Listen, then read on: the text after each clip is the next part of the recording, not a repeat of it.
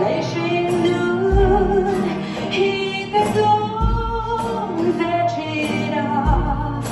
thiam tốt tên mà đi tu ai sao lúc béo con nông về dùm mua con yêu liên sân mấy chi mùa khó về thiêu rây lâu tê bố ra tu thoát dòng gió lên áo tu ra nghiêng cần lâu đến nào ba tiếng vừa mỗi thiên trên ở lâu xuôi mai âm nhàn đặt lại đi có gương anh yang lệ chi mai na partani darangkan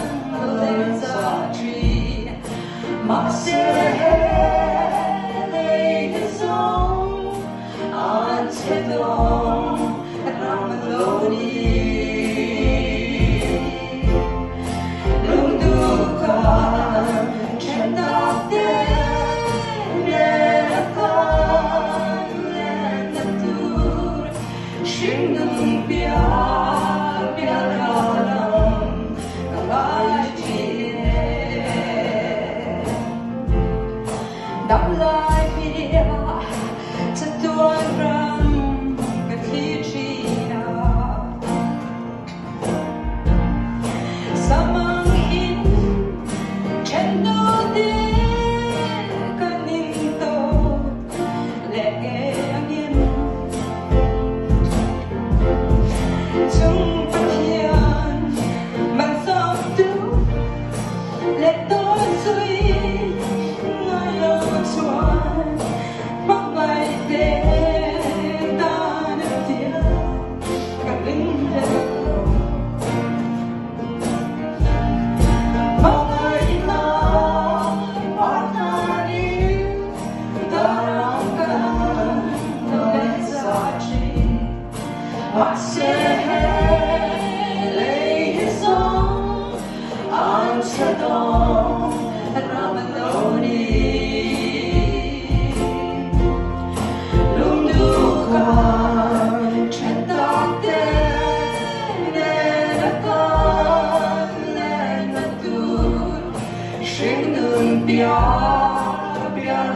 lòng các ai chỉ là lúc đêm mình nóng rõ càng ai em xem ít tên lâu chuan tâm lại cũng chút sâu chuan cái gió lâu các mùa thề dòng dòng hi chung sâu đó xia ile na ra yêu rằng thế lòng sẽ